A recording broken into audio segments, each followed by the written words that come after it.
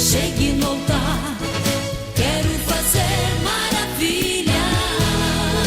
Enviarei brasas do altar para te purificar. No meio de vós quero fazer maravilhas. Enviarei brasas do altar para te purificar. No meio de vós quero fazer maravilhas. Santificai-vos, purificai-vos. Quero fazer maravilhas. No meio de vós quero fazer maravilhas. No meio de vós quero fazer maravilhas.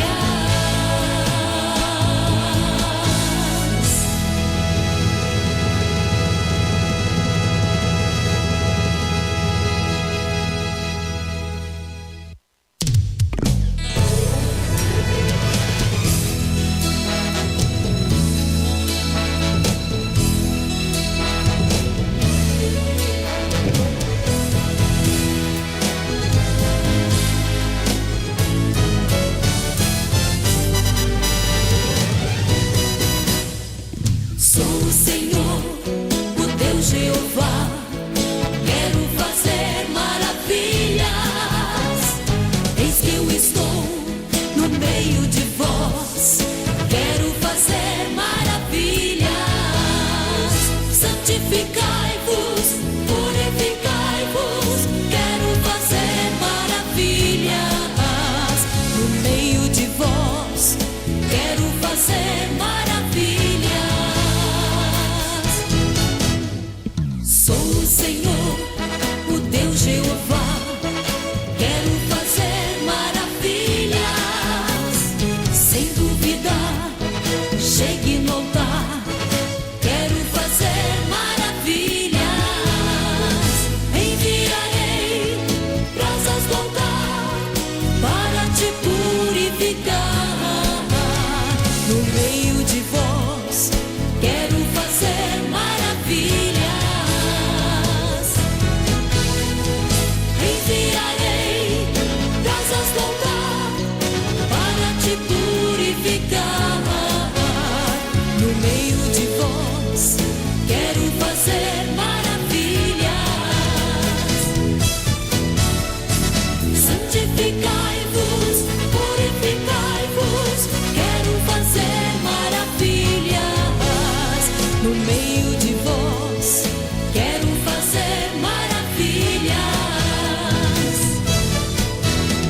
No meio de vós quero fazer maravilhas.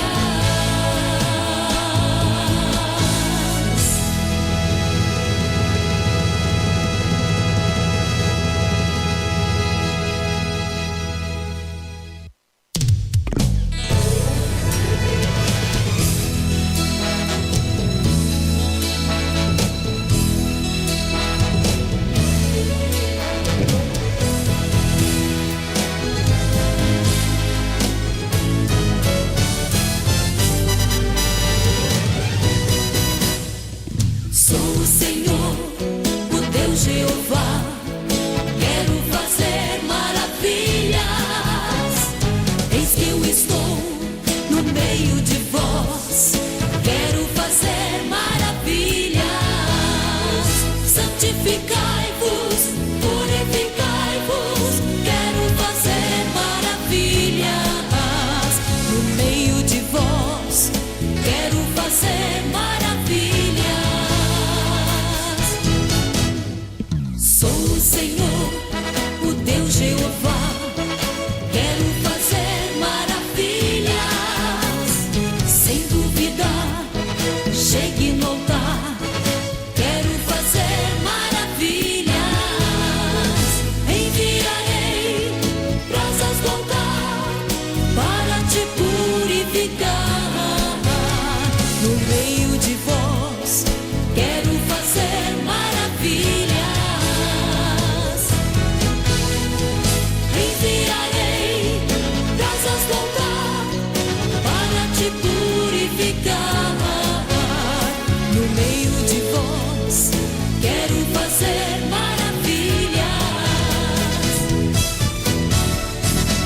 Santificai-vos, purificai-vos, quero fazer maravilhas no meio de vós, quero fazer maravilhas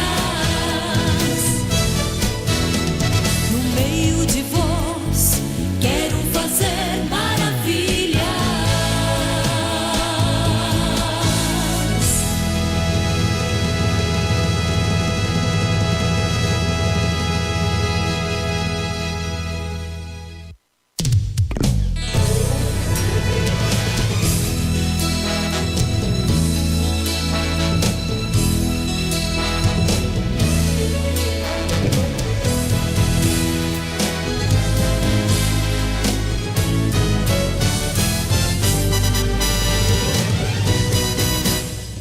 Sou o Senhor, o Deus Jeová, quero fazer maravilhas. Eis que eu estou no meio de vós, quero fazer maravilhas. Santificai-vos, purificai-vos, quero fazer maravilhas no meio de vós, quero fazer maravilhas. Sou o Senhor, o Deus Jeová, quero fazer maravilhas. Sem duvidar, chegue no altar, quero fazer maravilhas. Enviarei brasas do altar para te purificar. No meio de vós, quero fazer maravilhas. Enviarei brasas do altar para te purificar. No meio de vós, quero fazer maravilhas. Santificai-vos, purificai-vos, quero fazer maravilhas. No meio de vós, quero fazer maravilhas. No meio de vós, quero fazer maravilhas.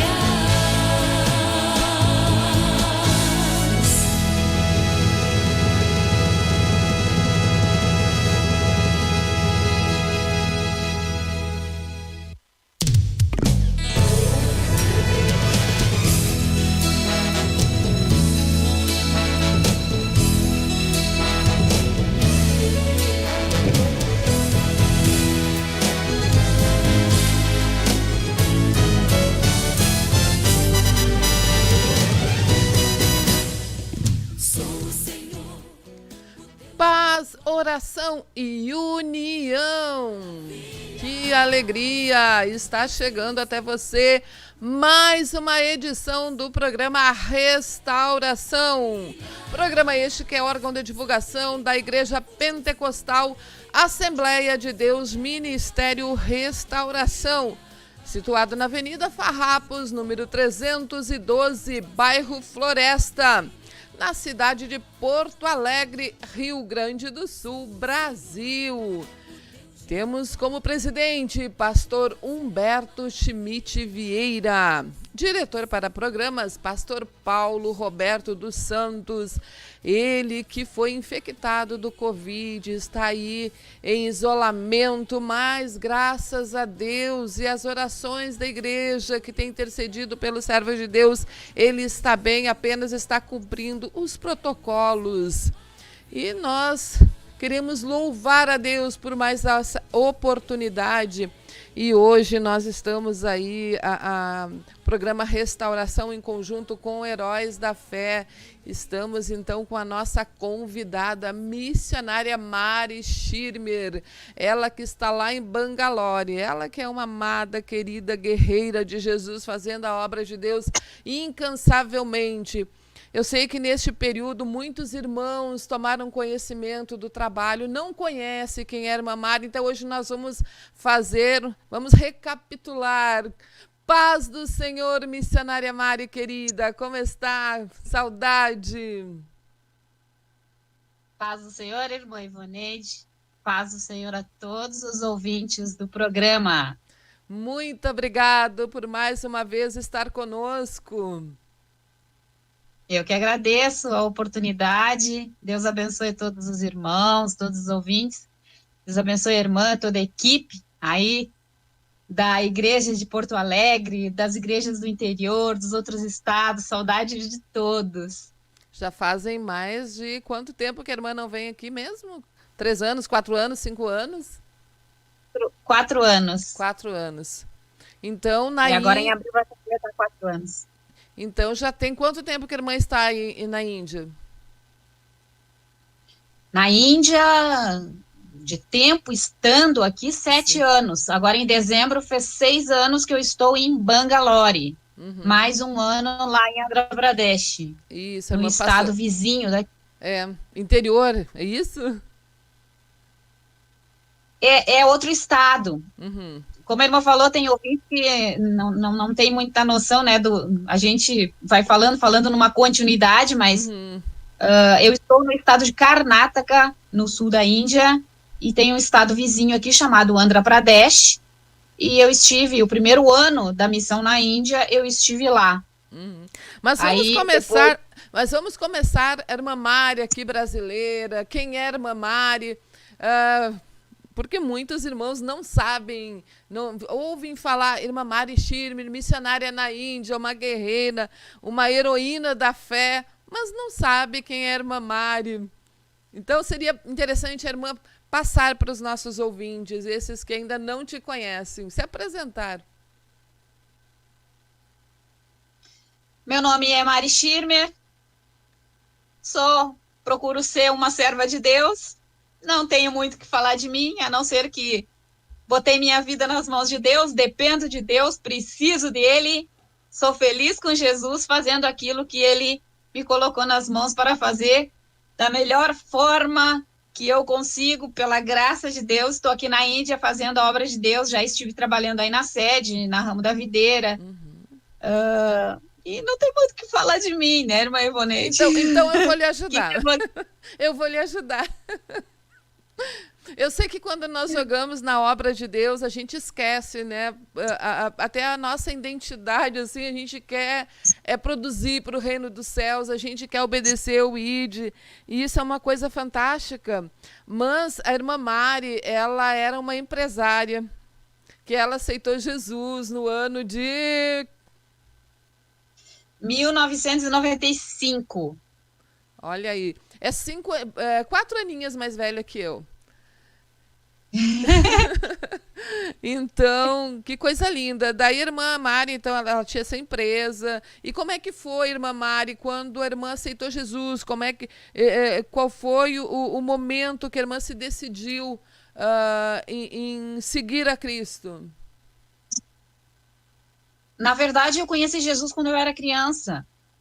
Meus pais iam na igreja, na Assembleia de Deus, e eu ia na escola bíblica, e eu, desde que comecei aí, eu devia ter uns 7 anos, eu amava aquilo, eu amava Jesus. E depois, com 9, 10 anos, meus pais se separaram, aí ficou uma dificuldade bastante grande para nós, cada um foi para um lado, eu comecei a viver na casa de outras pessoas, parei de ir na igreja, mas sempre escutei Deus me chamar. Volta, volta. E eu cresci, fiquei adulta, trabalhei muito tempo, como a irmã falou, até empresa tive, e sempre Deus me chamando. E eu comecei a ficar cansada daquilo tudo e sentia uma necessidade de Deus. E quando Deus falava comigo, eu sempre respondia, um dia eu vou voltar. Um dia eu vou voltar. E sempre correndo para ganhar vida, para ganhar o pão, para prosperar, para conseguir casa, para conseguir carro, essas coisas normais que a gente procura pelo desejo da nossa carne, pela vontade humana, e acaba, mesmo sem querer, colocando Deus em segundo plano. E sempre, quando eu ia para casa, muito cansada, trabalhando dia e noite, fazendo hora extra, não tendo tempo para nada, nem para comer às vezes, eu olhava assim, eu ia para casa, olhava assim, para a cidade, que morava lá no Campo Novo, né, no alto, assim, e um dia eu vou voltar para a igreja. E no ano de 1995, no final de 95, Eu um dia acordei de manhã, abri os meus olhos e disse, hoje eu vou na igreja, porque na minha mente eu tinha que voltar para a escola bíblica, onde eu parei. Sim. Eu já estava com 30 anos. Aí fui na igreja e ali Deus já falou comigo ali. Naquela escola bíblica, uma irmãzinha da igreja lá da Camaquã, Deus falou comigo, saíste deixando o teu lugar vazio. Meu Filha, eu Deus. nunca esqueci de ti. Oh, meu Deus. Volta para que eu possa ser um vaso transbordante como eu sempre quis. Deus nunca nos esquece, Deus nunca me esqueceu. Deus conhece as nossas dificuldades, os nossos problemas, mas os olhos do Senhor estão sempre sobre nós. Eu jamais imaginava o projeto que Deus tinha comigo, e eu jamais posso imaginar, não consigo imaginar o projeto que Deus ainda tem. Mas, então, a partir daquele momento, eu decidi que eu ia voltar. Eu decidi que eu ia andar nos caminhos do Senhor. Toda errada, toda torta, né? Servindo a Deus de mini saia, com roupas que a gente sabe hoje não agradam a Deus, roupas sensuais, mas com o coração ligado em Deus, Deus foi trabalhando, eu fui escutando a palavra e fui aprendendo as coisas que agradavam a Deus, que não, nunca mais cortei meu cabelo. Eu lembro que ninguém me explicava direito por que não devia cortar o cabelo. E então eu pensei, eu disse, mas se o Deus me deu o cabelo e Deus realmente não gosta que corte, eu cortar, eu vou desagradar a Deus. Deixar o cabelo comprido, é certo que não vai desagradar a Deus, porque foi Ele que me deu. Nunca mais cortei o cabelo desde que eu voltei dos caminhos do Senhor, mesmo não entendendo. E Deus um dia falou comigo, Deus um dia falou comigo tremendamente sobre o cabelo. Não temos, creio que não temos tempo aqui. Eu teria muita coisa para falar, Não, mas não tem tempo. exatamente, mas nós queremos ouvir. Nós vamos hoje até às 13 horas e 27 minutos. Claro que ali às 13 horas a gente vai fazer só mudar o link, né? Porque daí nós entramos com o link da Heróis da Fé. Mas nós temos tempo, irmã Mari. Então conte, porque eu acho muito importante esse testemunho, porque isso impacta a vida. No momento que a irmã está testemunhando, Deus está falando com alguém que pode também ser transformado. Amém. A irmã que administra o tempo, as perguntas, o que precisa falar. Sabe que coisa para falar tem bastante, né? Até ontem, eu fiquei... ontem nós divulgamos e colocamos aqui para os irmãos que tivessem perguntas, colocar. Então, se alguma pergunta tiver aqui, nós vamos estar perguntando, mas pode ir falando aí, minha irmã. Tá, então essa questão do cabelo, que eu falei que eu me entreguei inteiramente para Deus com todos os meus erros e defeitos, né? E pecados também. E aí, eu não cortei mais o cabelo, mas eu tinha aquela dúvida, por quê? Por quê? Eu não tinha ainda conhecimento de muita coisa da Bíblia, e ninguém me respondia isso. E aí, um dia eu estava indo para a igreja, o tempo que era ali na Bento, aí eu já era ovelha do pastor Humberto, já tinha escutado sobre doutrina, estava recém indo na igreja, Deus estava fazendo obra na minha vida. E aí, um dia eu estava indo para a igreja de carro e eu vi uma freira, mas de saia normal, curta, de cabelo cortado, e freira tem cara de freira, né? Sim. Crente tem cara de crente. Eu comecei a pensar, comecei a meditar dentro do carro, assim, meu Deus, crente tem cara de crente e freira tem cara de freira. Mas eles cortam o cabelo. Será que eles não leem a Bíblia, não conhecem a palavra? Eles cortam o cabelo e botam um véu artificial. Eu e Deus, eu estava pensando aquilo e fui para a igreja na Bento. E quando terminou o culto na Bento Gonçalves, Deus levantou um profeta. Eu estava lá no fundo, a igreja grande, lembra? Eu estava lá no fundo, já quase todo mundo indo embora. Deus levantou um irmão que eu não sei nem quem é até hoje, que veio, entrou no corredor das cadeiras onde eu estava e começou a profetizar para mim. E entre as coisas que ele disse para mim, e tu cuida do teu cabelo, o diabo tem ódio do teu cabelo, e muitos usam véu artificial, mas o teu cabelo é santo. Oh, aleluia. Eu fiquei chocada, assim, impactada com aquilo, porque eu não tinha falado para ninguém. O meu pensamento estava na boca daquele homem. Eu perguntei para mim mesma, mas será que não conhece a palavra? Usam véu artificial? E ele disse, muitos usam véu artificial, mas o teu cabelo é santo. Ah, que extraordinário. E aquilo sim, tremendo, me lavou. Então, assim, até para pentear o cabelo, a partir dali eu comecei a ter cuidado. Por quê? Porque Deus é cuidadoso e se preocupa com mínimos detalhes na nossa vida. Nos detalhes. Quando eu arrancava, meus cabelos brancos começaram a nascer e eu comecei a arrancar. Aquilo começou a incomodar porque eu fiquei em pé, né, irmão Sim, ele Ivanês? perde. É. Aí não era muito pelo branco, mas era porque perde a vida, ele começa a Sim. ficar em pé e eu começo a arrancar. E um dia, arrancando assim, Deus falou comigo na frente do espelho e disse: quanto custou cada fio de cabelo branco que tem na tua cabeça? E me deu uma revelação, assim, que coisa tremenda. Os cabelos brancos vêm depois do sofrimento, depois da batalha, depois de período de vida, depois de tanta coisa. A palavra do Senhor diz que os fios brancos são honra. É honra para o homem e para a mulher. Coroa de glória são as canas. Me deu um temor tão grande que até para pentear depois me dava medo de machucar o cabelo. Que coisa linda, que coisa extraordinária. E Deus vai fazendo dessa forma mesmo. Ele pega a gente toda cheia de.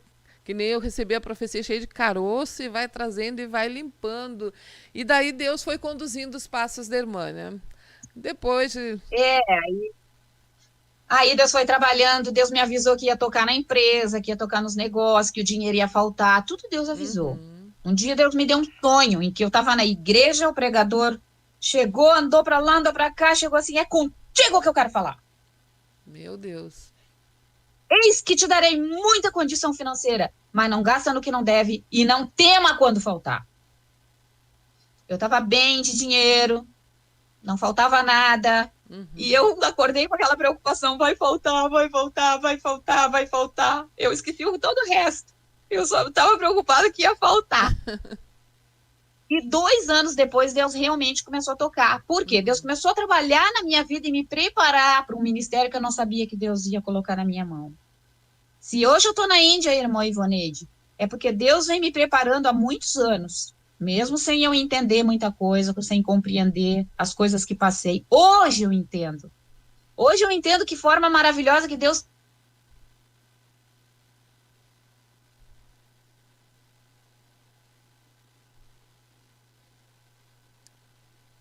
Deu uma congelada ali, mas acredito que em seguidinha a irmã Mari já vai estar retornando com este testemunho maravilhoso.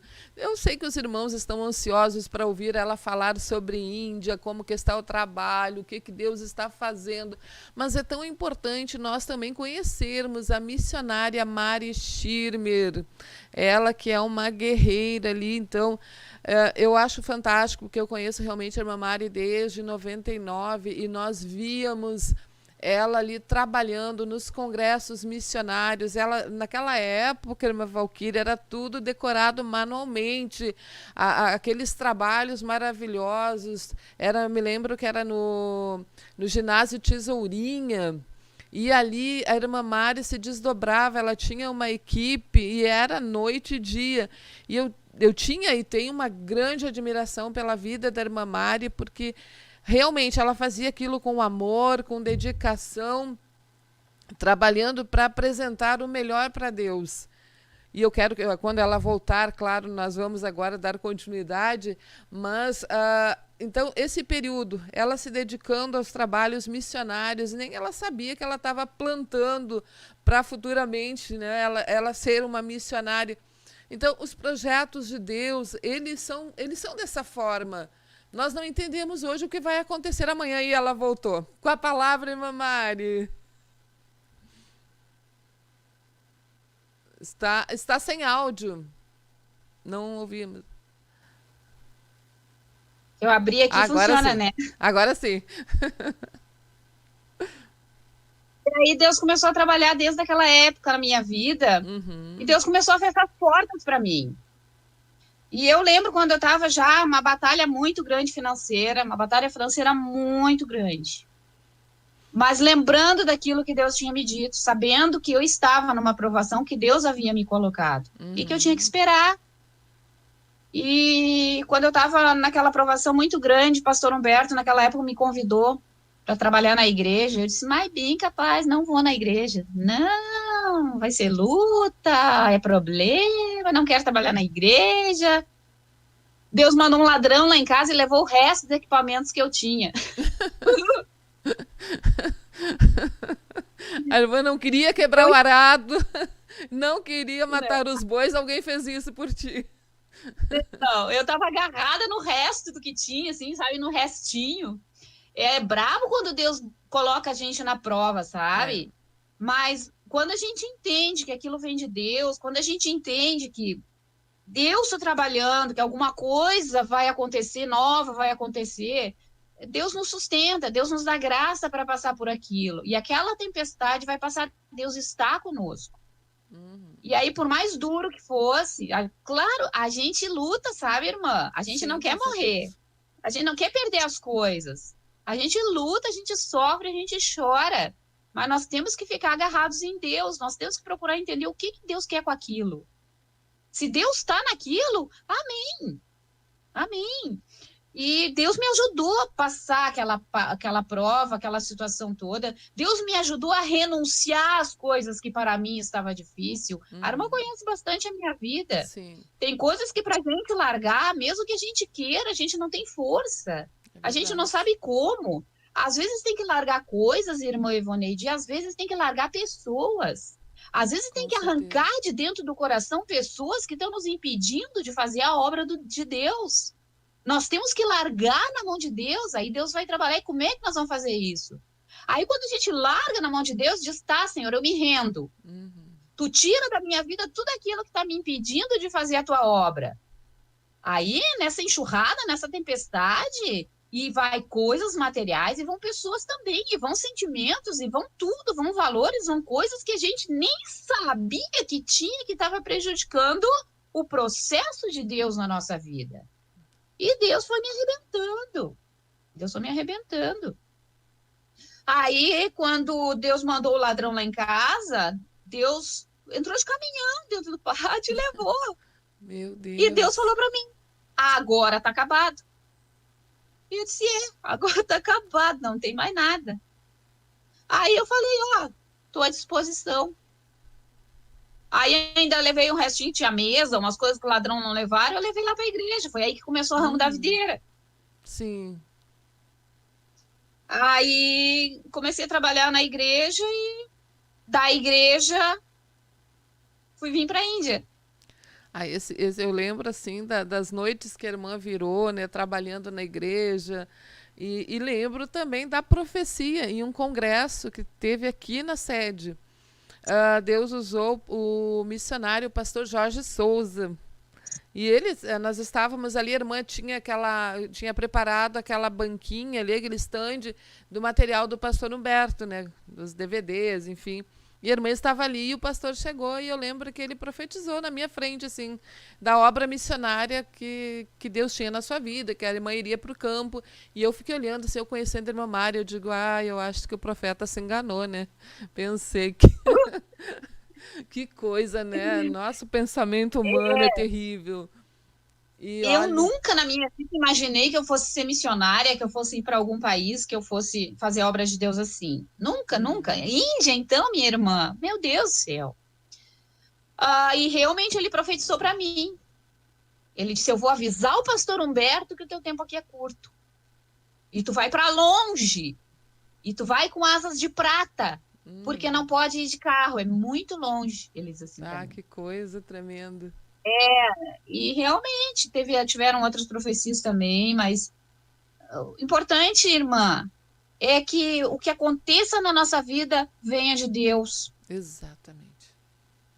O importante é que a gente esteja no centro da vontade de Deus. Aí, irmã, não importa o que aconteça, com tempestade, sem tempestade, rico ou pobre, bem ou mal, com Deus a gente vai estar sempre bem. Bem ou mal, humanamente falando, né? É verdade. Com Deus a gente vai estar bem. Sabe? Deus nos sustenta, Deus nos dá graça. Sou feliz aqui, no meio das cobras aqui. Nós vamos chegar lá nas cobras. A irmã estruturou toda a ramo da videira, preparou uma pessoa para substituir a irmã foi trabalhando a vida do irmão Rodinaldo, né, que é o gerente da Ramo da Videira, cuidou, tratou, deu maturidade, apresentou, né, ao pastor Humberto, que é o presidente. Aí, então, Deus fala com a irmã. Como é que foi, então, a obra na Índia? Como é que foi essa confirmação de Deus para a irmã ir? Como é que foi o desenrolar da... Irmã, para mim não precisa muita confirmação, não precisa nenhuma confirmação. Eu entendi, desde que eu me converti, eu entendi que eu tinha que submeter a minha liderança, e nós sabemos que nós temos pastores servos de Deus no Ministério Restauração. Com certeza.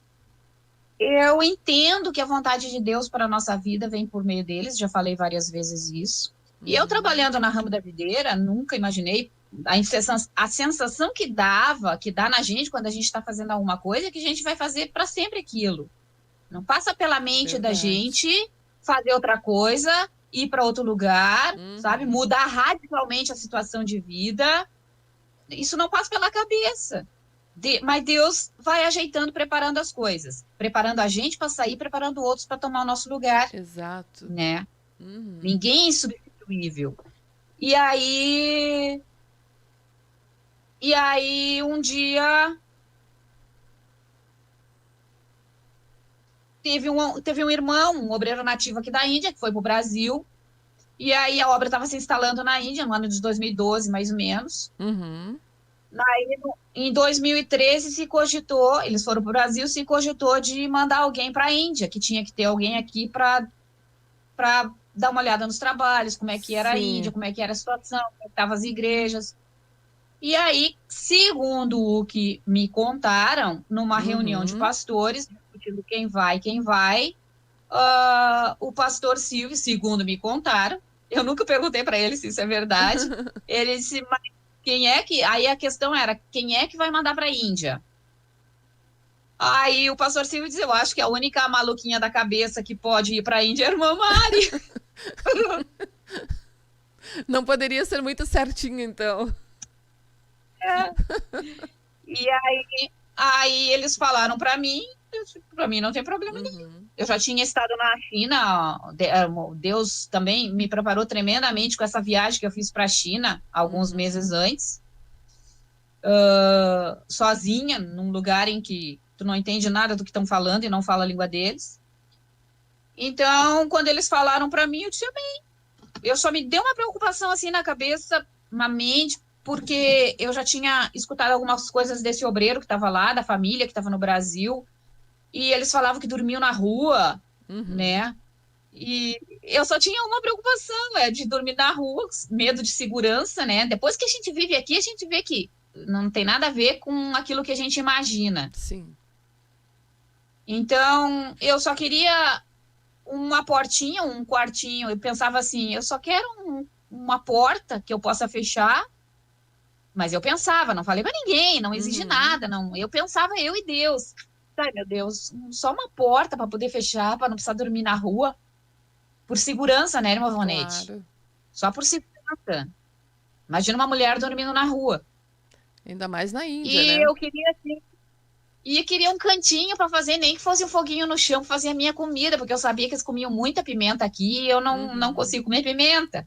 Eu disse, eu vou morrer se eu comer pimenta. Aí eu pensei, só um cantinho para fazer um foguinho de chão e uma porta. Só isso.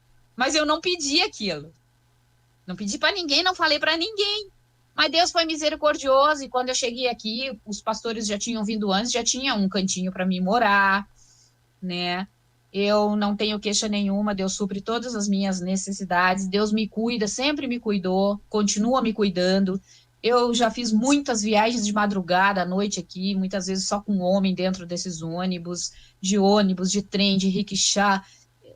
Eu lembro uma vez que eu cheguei em Nova Delhi, na capital da Índia, às 3 horas da manhã, eu não tinha hotel para dormir, saí procurando hotel. Sempre Deus me guardou. A gente faz a nossa parte e Deus faz a dele. Aquilo que está ao nosso alcance fazer, a gente faz. E Deus vai fazer a parte dele. E desde lá, então, estou aqui, trabalhando para o Senhor Jesus, tentando ganhar almas, pregando a palavra do Senhor, principalmente para as crianças.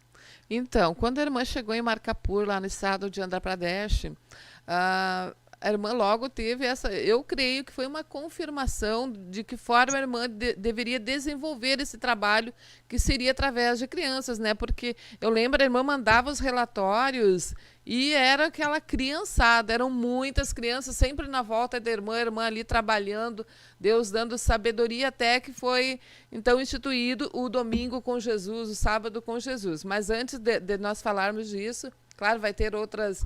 Mas então o início foi ali com as crianças em Marcapur, né, irmã Mari? Sim, eu fui para Marcapur, isso fica a 600 quilômetros daqui. Uhum. E ali a gente começou a formar a escola bíblica na igreja, as crianças começaram a vir, porque tem uma vila muito pobre. Criança na Índia é o que não falta. Bom, sabe, né? Nem criança nem adulto. É muita gente, né? Muita gente. E aí a gente começou a formar a escola bíblica e muito rápido, assim, a gente tinha 30 e poucas crianças na escola, formamos o coral. E ali Deus colocou no meu coração para fazer alguma coisa a mais por aquelas crianças ali, crianças muito carentes, crianças muito miseráveis. No geral, a vida aqui na Índia é muito miserável. Sim. Tem gente muito rica aqui, mas no geral, a Índia é miserável. É uma situação assim terrível. E ali, então, nós começamos a fazer, na casa missionária, onde eu morava, a escola bíblica nas quartas-feiras de tarde. Então, a gente dava um lanche para as crianças, dava uma escola bíblica. Quando elas vinham do colégio, elas iam lá, a gente dava uma escola bíblica e depois servia um lanche para elas. Então, toda quarta-feira a gente fazia isso. Eu não sabia, mas Deus ali estava começando o programa Domingo com Jesus. Aí depois, quando eu voltei para o Brasil, fiquei 10 meses aí, renovei meu visto, fiquei esperando todo o processo do visto para voltar. Então, como que eu voltei, que eu consegui voltar? Porque o meu primeiro visto foi de turista. Eu consegui por 6 meses e consegui renovar por mais 6 meses naquela época e fiquei um ano aqui, porque consegui pela Embaixada do Brasil uma exposição como artista, porque eu sou formada em artes plásticas. Sim. E a Embaixada do Brasil em Nova Delhi me convidou para fazer uma exibição fotográfica lá. Aí eu consegui uma prorrogação de visto. Aí fiquei mais 6 meses. Mas depois tive que voltar para o Brasil, aí renovei por uma porta que Deus abriu aqui para mim trabalhar numa escola dando aula de português como voluntária. Eles não me pagam nada, quem me paga meu salário é Heróis da Fé, são os irmãos do Brasil. Aí 10 meses fiquei no Brasil e voltei para cá. E aí vim para Bangalore. Aí já começamos os trabalhos aqui, abrimos igreja aqui, aí preparei todas as coisas para quando viesse o obreiro de Marcapur, então, as coisas estarem ajeitadas. Porque aí é proibido, né, irmã Mari? Não se tem liberdade para pregar a palavra de Deus. Não pode chegar aí um missionário legalmente, como é enviado para outros países aí. Não pode, né? Não. Existem muitos cristãos aqui, mas aqueles cristão misturado com cristianismo misturado com hinduísmo. É uma coisa assim, é um cristianismo bastante poluído, bastante manchado, principalmente pelo hinduísmo. Existem muitos muçulmanos aqui. A religião oficial do país é o hinduísmo. E eles não dão visto para missionários, não querem, o governo declara, nós não queremos missionários aqui. E faz alguns anos já que eles estão mandando embora, inclusive, serviço social de pessoas que estão aqui, que são cristãs, estão fechando instituições grandes. Agora, por último, a coisa piorou, eles fizeram uma emenda de lei em 9 estados da Índia, em que é proibido tu tentar converter alguém. Por exemplo, se falar Jesus te ama, tu tá tentando converter alguém. Então, com essa alegação, eles estão fechando outras instituições de caridade cristãs, alegando que está dando benefício para converter as pessoas. Converter mulher, tentar converter mulher e tentar converter criança, por exemplo, é até 10 anos de cadeia. Foi aprovada essa lei, então, irmã Mari, que eu sei que agora foi bem recente isso, né? Bem recente, já vinha vindo uma perseguição maior aos cristãos. Aqui, a 40 quilômetros daqui, tem uma cidade, um vilarejo chamado Kolar, que a perseguição está intensa lá. E aqui em Karnataka, no estado de Karnataka, onde nós estamos, eles aprovaram essa lei, aprovaram aqui em Bangalore, que é a capital, e já tem alguns casos de denúncia, coisa e tal, nós estamos quietos, nós não botamos nem placa nas igrejas quando a gente soube que a perseguição tinha aumentado, porque também a nossa documentação ainda não está em ordem. E a própria internato que a gente tem, aqui se chama hostel, o próprio internato que a gente tem, ele ainda não está regularizado. E agora com essa nova lei, muita gente ficou com medo, vai agora, mas nós temos que continuar pregando, nós temos que seguir fazendo o que está nas nossas mãos para fazer, a gente toma cuidado, a gente não botou placa da igreja, a gente tem as nossas reuniões, nossos cultos normais, sábado, domingo, e o programa das crianças, a gente tem com as crianças da vizinhança, a gente não divulgou muito, até por causa do coronavírus, né? Agora, por exemplo, essa semana as escolas fecharam de novo, por causa dessa terceira onda de coronavírus. Mas a gente está quietinho aqui fazendo aquilo que Deus nos colocou para fazer. Deus há de nos guardar e não podemos parar, né? Então existe, claro, essa grande opressão assim no mundo espiritual, e uma opressão é um temor, porque isso é natural, né? A qualquer momento a polícia pode chegar, podem abordar, podem levar presos. Então, claro que isso existe, né, irmã Mari? Mas eu vejo a coragem assim que vem de Deus. De os irmãos não recuarem nesse momento, seguirem firme neste propósito de continuar anunciando Jesus em meio a milhões de deuses aí, né? Nós temos que fazer isso, irmã, é o mínimo que a gente faz, a gente olha para os lados, olha para essa situação e digo, meu Deus, esse trabalho não adianta nada, mas eu tenho convicção de que esse trabalho é de Deus, Deus nos mandou para cá, Deus está nos sustentando aqui, e o trabalho é dele, o trabalho é dele. Nós trouxemos agora 2 meninos, 2 meninas e 1 menino, nós estamos com 4 crianças no internato, e batalhando, são crianças que a gente tem dificuldades enormes com elas. As crianças indianas não são como as crianças normais que nós conhecemos. A cultura da Índia é uma cultura totalmente diferente do que nós vivemos, conhecemos. As coisas se tornam muito mais difíceis por hábitos de higiene, por questão até de moral, a mentira, o engano aqui é uma coisa assim terrível, terrível. E isso já está incutido nas crianças desde pequeno.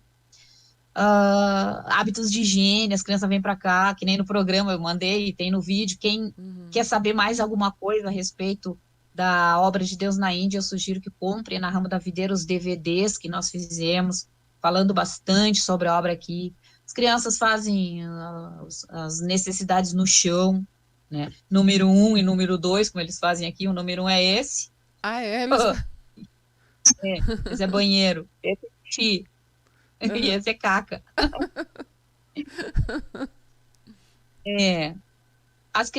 O primeiro grande problema que a gente tem aqui, principalmente aqui em Karnataka, aqui na Índia, principalmente em Karnataka, é o problema da língua, a dificuldade de comunicação.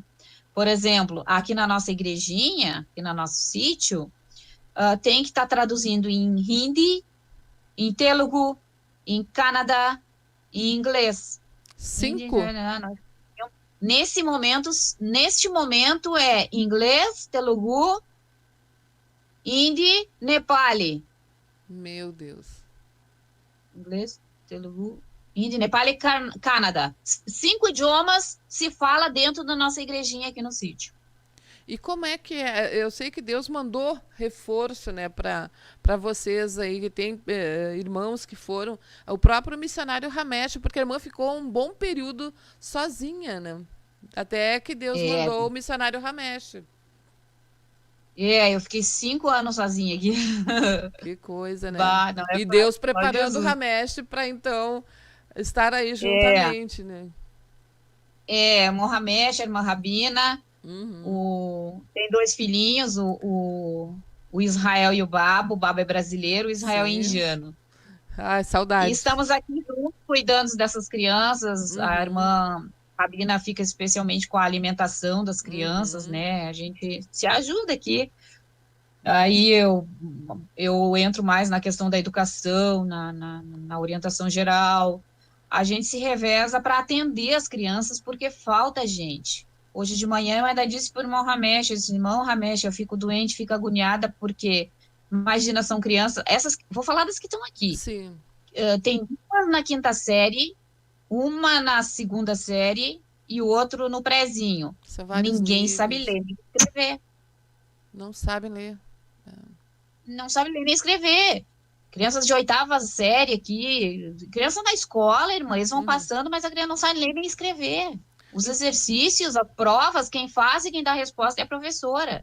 As crianças vêm Então para casa cheias de mudou tema. bastante, então, a educação. Hã? Mudou bastante a educação, porque até onde nós sabíamos, ali, quando o pastor Prabácar ele veio e falou que nas escolas, até os professores, eles usam de violência contra as crianças. Eu entendi que fosse para forçar o aprendizado. Nada, é vara, pau. Que coisa.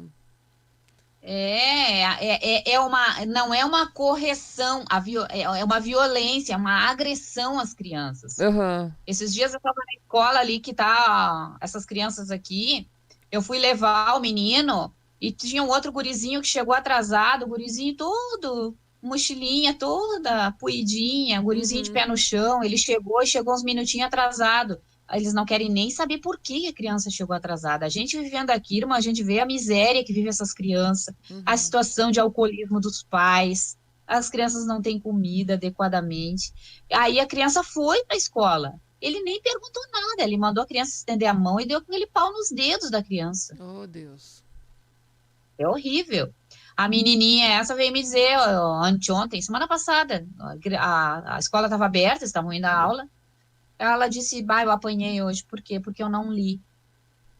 Aí eles ficam pensando, meu Deus do céu, eles não ensinam, passam de ano e ficam batendo nas crianças porque não lê. Mas o pior não é isso, irmã. O pior é que tu ensina, e eles não aprendem. Meu Deus. Então já era um desgaste muito grande pela parte da irmã, claro. Porque a irmã, o propósito é com que eles aprendam, né? Irmã, eu tenho uma angústia no meu coração, porque se eles aprenderem a ler, é uma das formas que o diabo escraviza essas pessoas, né? A questão da leitura é uma questão de governo, o governo não tem interesse na educação, porque mantém esse sistema do jeito que está. E a questão espiritual. Então eu fico agoniada, irmã, porque assim, elas têm que ler, porque aí, se eu não estiver aqui, se um pastor não estiver aqui, se elas não tiverem acesso a alguém para falar o evangelho, elas podem de repente pegar um livro e ler, a Bíblia e ler, elas vão passar na rua, elas vão ver em algum lugar, Jesus te ama, Jesus, quem é Jesus, como é que é isso? De alguma maneira, isso vai facilitar para elas de conhecer a palavra de Deus, de conhecer Jesus. Então eu fico agoniada. Hoje de manhã eu falei para o Mohamed, eu fico agoniada, irmão. Eu não tenho tempo de ficar com essas crianças como deveria. Essas crianças tinham que ter professor, nós tínhamos que ter professor aqui. Porque a criança, ainda mais essas crianças aqui, para aprenderem sozinha, dar uma lição, vai fazer, não quer fazer, não vai fazer, eles não são educados para ensinar, para estudar.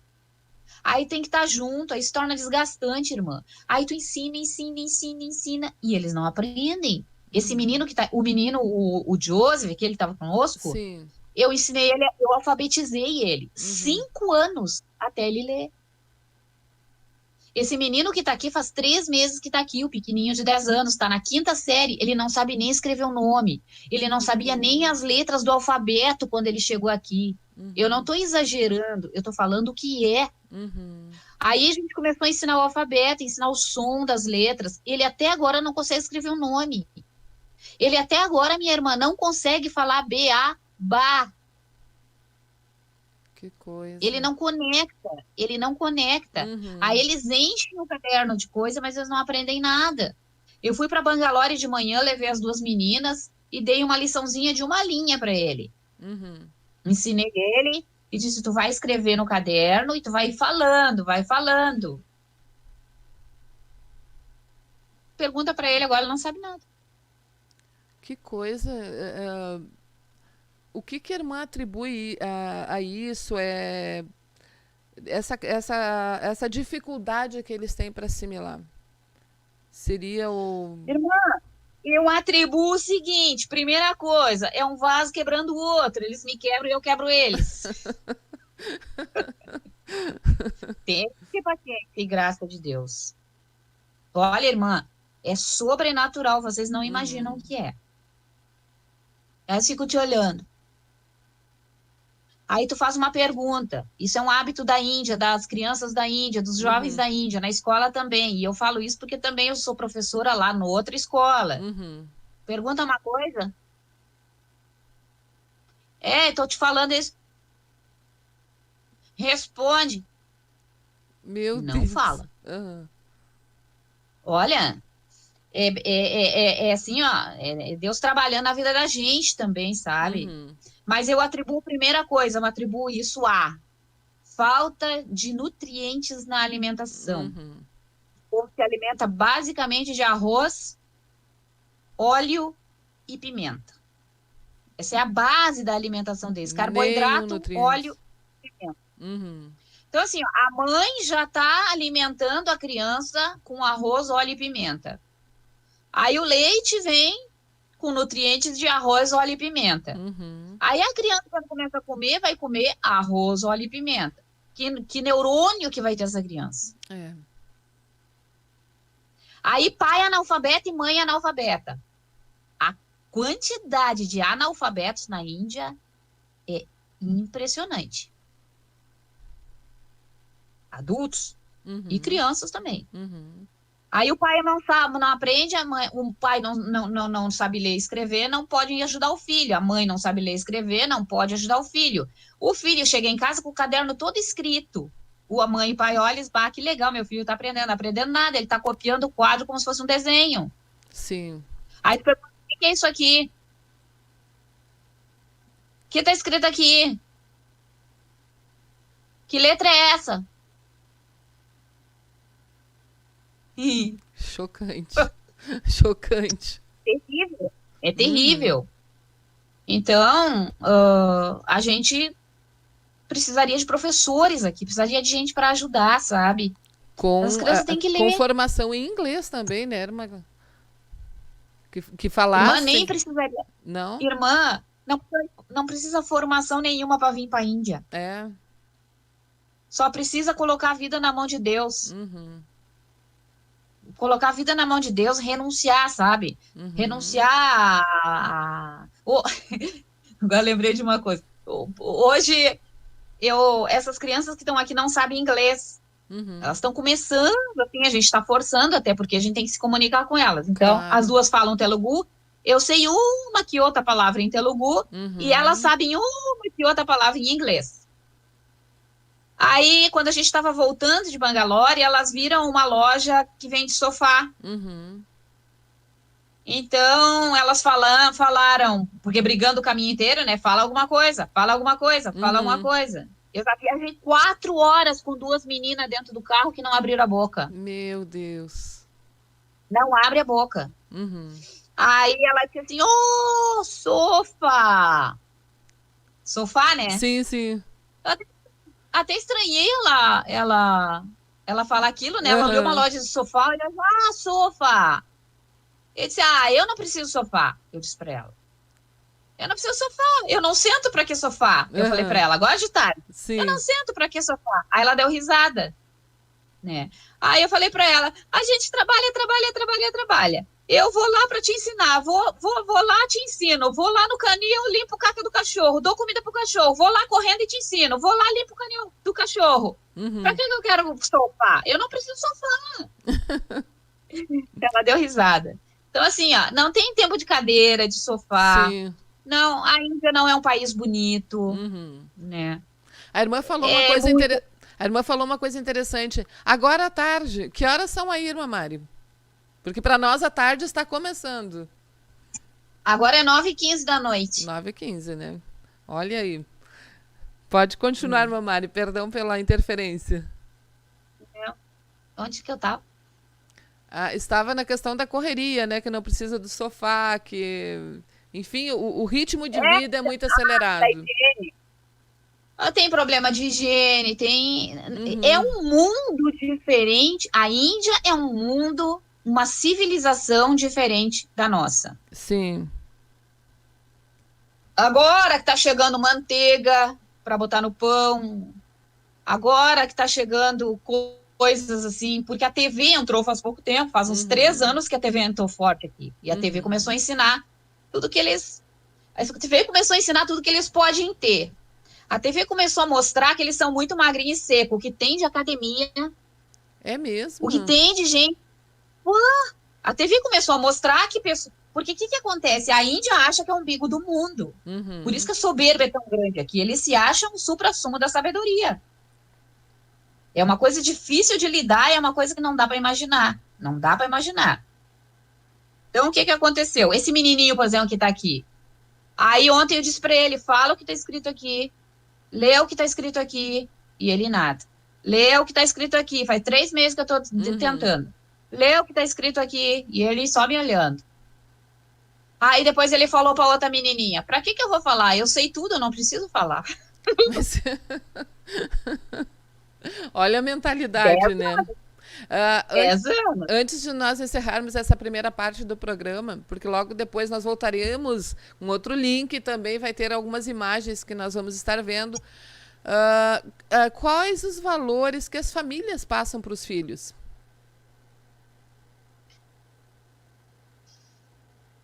Quais os valores que as famílias passam para os filhos? Eu sou melhor do que os outros. Que coisa triste. Eu sou melhor que os outros. É tudo para mim. Isso é outra coisa, assim, o egoísmo, os ciúmes, o egoísmo é fortíssimo aqui. São fortes aqui. E a soberba. Então, eles vão procurar de todas as maneiras mostrar que eles são melhores que os outros. Até pelo fato dessa questão de casta. A gente vive, a maior parte das pessoas é de casta baixa, baixíssima. Mas eles se matam entre si, um quer ser melhor que o outro. Então a criança já tem aquela pedância, a criança já tem aquela coisa assim de sou rei. Uma coisa, por exemplo, o que tem de... As pessoas não têm sobrenome, só os ricos que têm sobrenome aqui, os pobres não têm. É só o primeiro nome. Porque o sobrenome vai dizer, vai denunciar também a casta da pessoa. Então, sim. O sobrenome é cortado, eles não querem dizer. Mas assim, ó, o que tem de rei e de rainha, rádio, Rani, rei e rainha. Então, o que tem de criança com nome de rei e de rainha é impressionante. Aí, o que os pais passam para os filhos também? A questão do uso das joias. Questão do... Eles já... As meninas... Hoje eu vi uma menina que só faltava botar batom nas orelhas. Meu Deus. A maquiagem está entrando forte aqui. Então, as meninas... As mães estão rebocando toda a cara das meninas. As mães estão começando a botar nas meninas essas roupas indecentes. Essas menininhas aqui, foi uma briga. Irmã então, Mari, elas vêm com os penduracalhos. Sim, irmã Mari, nós precisamos finalizar aqui e vamos só virar ali o link e já vamos voltar, irmã, dar continuidade aí a esse assunto que é bem interessante. Então, meus amados irmãos, continue conosco, o programa Heróis da Fé chegando, procure aí o link, vamos juntos!